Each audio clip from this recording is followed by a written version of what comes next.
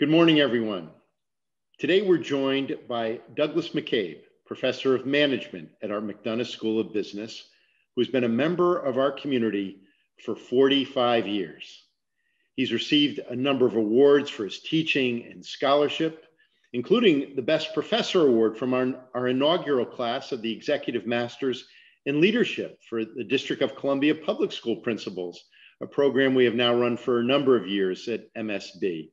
So Doug, thank you for taking the time to join us for this conversation. Let's get started. For those who may not know you, can you just give us a little bit of background about you and how you found your way to Georgetown? It's an interesting story. I'm a Chicago boy. I grew up in Elmhurst, Illinois, about 20 miles west of Chicago. I went to IC Catholic Prep. So in my senior year, it was time to start looking for colleges. My father had went to St. Ignatius Grammar School, Loyola Academy, and Loyola University. And he truly loved the Jesuits.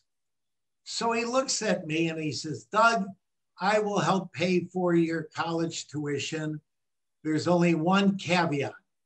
You've got to go to a Jesuit university. Well, at the time, Jack, half my buddies were going to Notre Dame. My father immediately vetoed that, saying, well, that's not a Jesuit university. So I started looking around and I decided to go to Marquette University. It was about 90 miles from my home in Chicago. And there, I was in the College of Liberal Arts and Sciences because my father said educated men get an undergraduate degree in the liberal arts. So I graduated from Marquette. I loved academia, but I knew at that point that I had to get a professional degree. And Loyola University of Chicago's Business School, which is located downtown near the Water Tower on Michigan Avenue, not up on the main campus, had a great program in its Institute of Labor and Industrial Relations, where you could get a master's degree in negotiation, labor negotiation, human resource management. And I decided to undertake that degree. For 2 years, I ended up getting a Master of Science. Well, I still loved academia. And I said, I think I want to become a college professor. And at the time, Jack, my parents said, no, that's a perfect degree to become an employment attorney, a labor lawyer. We want you to go to law school. And I said, no. I would be happier getting a PhD and becoming a college professor. So to make a long story short, I applied to the top program in negotiations, which is Cornell University. I got accepted, had a great time there. So upon getting my PhD, I had to send out my resume. So after living in Chicago, after going to universities in Milwaukee, Chicago, and upstate New York, I said, I cannot take cold weather anymore. So I sent my resume to all the schools in California, all the schools in Florida, and all of the major universities south of the Mason-Dixon line, including Tulane, Vanderbilt, and Georgetown. Lo and behold, I get a letter from the dean at the time in 1976, that spring. And he said, I'd like to meet you. I flew out for an interview, met the faculty, got a letter of acceptance, and I knew right away I loved Georgetown. I loved the District of Columbia. I signed on the dotted line. And it's been a wonderful career for 45 years. Ironically, I'm one of the few people still around who came in with Father Timothy Healy. I always tell people he came in with me because both of us joined Georgetown on September 1, 1976. So that's the circuitous route which I took to get to Georgetown. I didn't go to Georgetown, but I love this place immensely. Oh, thank you, Doug. Now, 45 years in your field. How has the field evolved over the course of your career? It has evolved from studying and researching and practicing what I might call traditional labor management relations, union management negotiations, arbitration, mediation of labor disputes. As the labor unions have diminished in the percent of the workforce that they have organized, the field has switched more towards human resource management and non-union applications of traditional labor relations functions, such as arbitration, mediation, and dispute resolution. So arbitration and mediation has grown immensely in private sector companies, much like Georgetown, for its faculty, has a non-union grievance system, which really stems historically out of union grievance systems. Mm-hmm. Got it. So that's the way the field has really changed. Got it. It has changed dramatically because the private sector workforce is only 6% unionized as of the year 2021. Wow. Now that's where it's changed. Got it. Can you tell us a little bit about your work in executive education, which was launched at our McDonough School in the 1980s? What do you see as the importance of providing these kinds of educational opportunities for those in the workforce? And what are some of the most important characteristics of a strong executive ed program? Yeah, executive education, we were late in the game, but boy, we have zoomed ahead of everyone. We started early with very few companies coming to Georgetown. Now we have a multiplicity and plethora of clients in almost every industry. And really the moving and driving factor behind this is that everybody becomes stale in their field.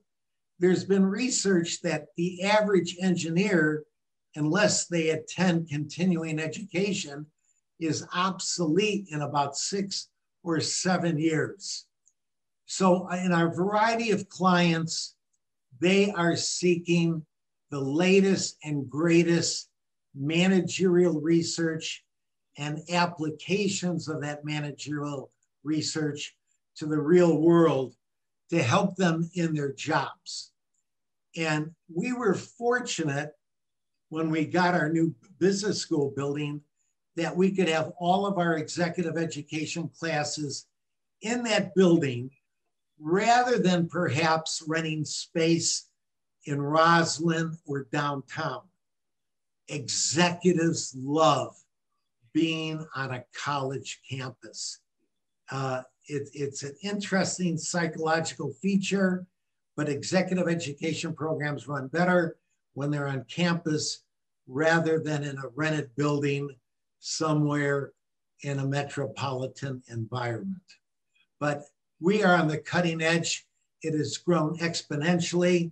It started off with George Daly appointing Paul Almeida as Dean of Executive Education. Paul made it into a rocket ship force, and we are so busy that almost every day of the week, our executive education classrooms are filled up. Thank you. It has been one of the great success stories of the McDonough School of Business. Now, for a number of years, you've been involved with the Dog Tag Bakery Fellowship Program. working with veteran fellows who have service-related disabilities. In partnership with our School for Continuing Studies, fellows earn a certificate in business administration, and you've helped to develop the curriculum for this program. Could you share more about this program for veterans and reflect on its impact over the years? This is one of the things I'm most proudest of, being affiliated with Georgetown.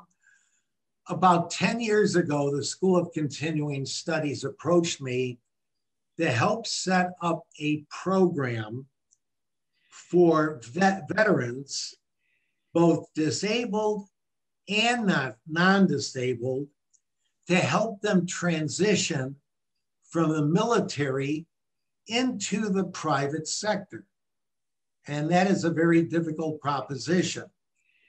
So they asked me to help set up a curriculum in marketing, finance, accounting, management, negotiations, in order to train them in business administration, professional bodies of knowledge. Then we developed internships where they could actually work with companies in the real world. This program has been another great success story of Georgetown University and the School of Continuing Studies in particular. The graduates of this program have succeeded greatly in a multiplicity of companies, nonprofits, and they were able to make the really tough transition from being a military, generally a non-commissioned officer, into working in the private sector. Got it. Thank you. It's been a fabulous story. And in fact, the dog tag program, Jack, has probably received more publicity than almost any other program at Georgetown. I mean, NBC, ABC, CBS, CNN have all interviewed graduates and reviewed the program. And for those who may not be familiar with Dog Tag Bakery, it's an institution right here in the Georgetown neighborhood. All you have to do is to walk to the corner of Wisconsin Avenue and M Street, walk one block towards the river, turn right, and you have the Dog Tag Bakery there, and the food is delicious. I think over the last 10 years, I've maybe put on 5-10 pounds at lunchtime. Thank you, Doug. Now, Alpha Sigma Nu is the National Honor Society of Jesuit colleges and universities, and in 2018, you received their National Magis Medal in recognition of your commitment to Jesuit values, including your service to Dog Tag Fellows. Can you talk about the way our mission has animated your work? What does it mean to have done this work here at Georgetown? Well, let me go back. When I was a junior at Marquette University, I got initiated in Alpha Sigma Nu. So I knew the role and philosophy of Alpha Sigma Nu, which was basically service to others. And the people at Dog Tag found out about the Magis Medal. They nominated me to receive that award. They wrote unbelievable letters of support, and I was a recipient of it. It ties into what I love about Georgetown so much: service to others. If you're going to have a business, make sure it's sustainable. Make sure that it helps out other human beings. Make sure that it has a core social responsibility milieu to it. And the reason that I think I received the award was because of my, what I might call, groundbreaking work in setting up that program. So I was honored to receive the award. It's a pretty big award. So Well, no, congratulations. No one more Thank deserving. you. No one more deserving than you. Thank you. Now, you mentioned 1976 was the year you arrived, so 4.5 decades.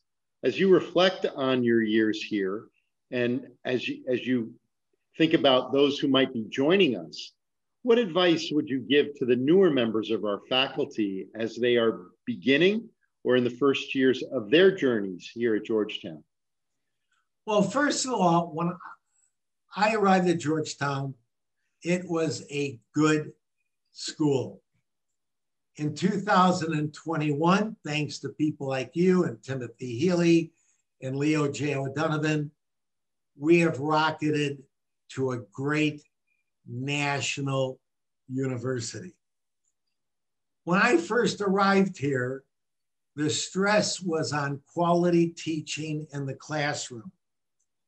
Now, newcomers have it more difficult because the stress is not only on high quality teaching, but since we have moved to a major research university status, the emphasis is also on doing high quality research. So my advice for new faculty members is to concentrate on getting your high quality research out, all right?